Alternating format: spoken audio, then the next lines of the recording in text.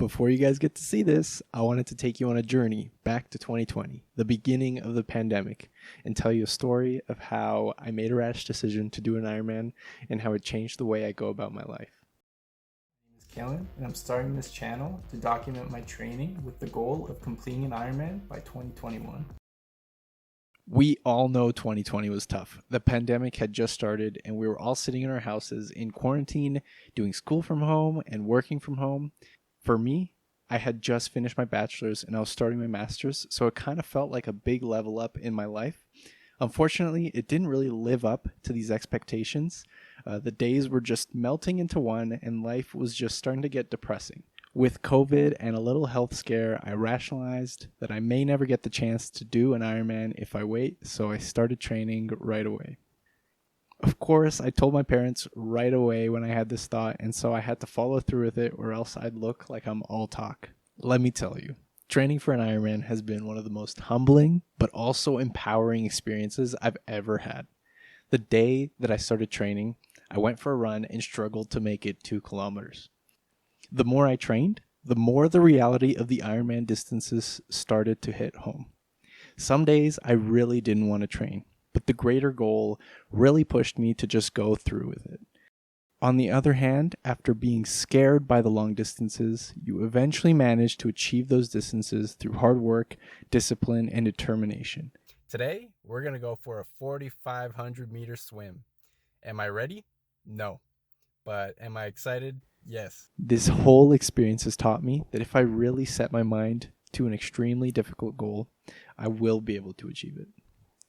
Perhaps the most important thing that training for this Ironman has awakened in me is the importance of taking care of your health and your body. Before 2020, I was essentially a gym rat. I believed that cardio will kill your gains and make you smaller.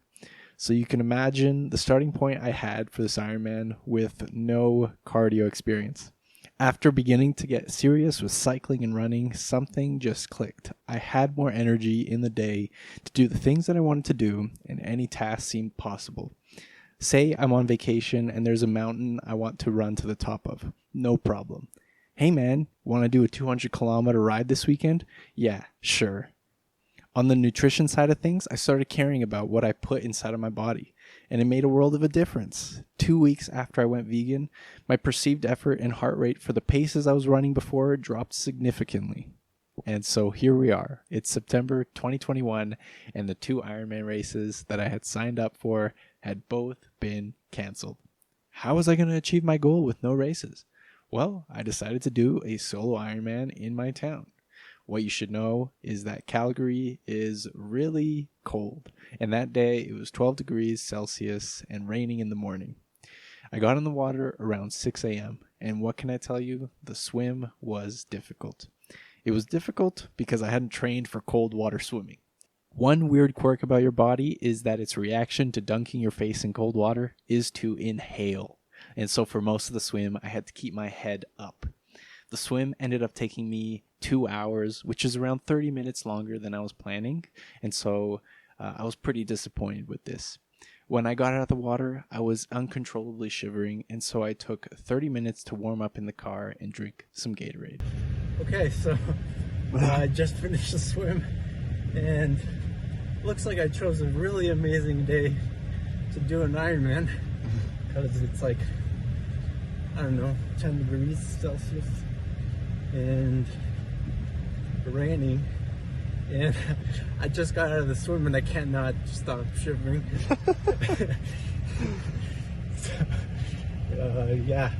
Trying to warm up before I start my bike. It seems like it's going to be a long day.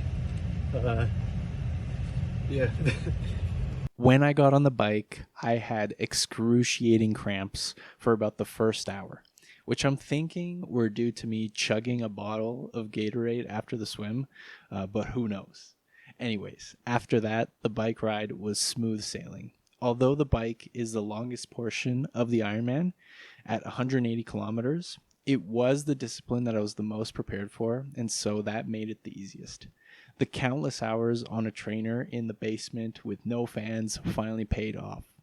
Finally, we're on to the run, and I'm just going to put it plainly, the run completely destroyed me. On the cardio side of things, I was completely fine as I averaged around 74% of my max heart rate. However, my legs were excruciatingly painful and tight. After not stopping for the first half marathon, I caved and I had to take a break to stretch my legs. And after this first break, this sort of broke open the floodgates, and I was taking stretch breaks every couple of kilometers. One of the biggest highlights of my day was that my friend Alex kept me company for around 15 kilometers of the run.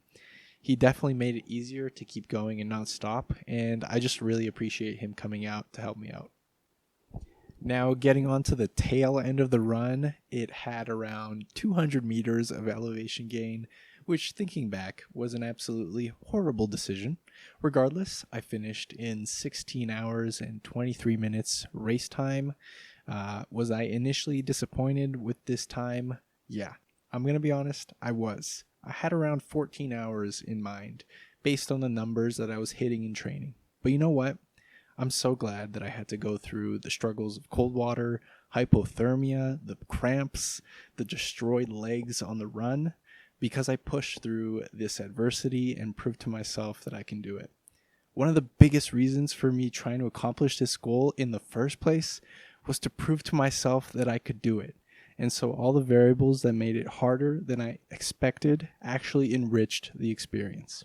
Seriously, if anything is hard in the future, I can think back to what I did on this day and remind myself that I am capable of pushing through this moment of adversity that I am experiencing right now. So yeah, that was my first Ironman journey. I hope you guys enjoyed. Will I ever do one again? Heck yeah. I want to do a real event when there's more certainty that events won't be canceled. In the meantime, I'm just focusing on having fun with training before I decide to pursue another huge goal like this again. Woo! You did it! You made it! Go, go, go, go! Yeah!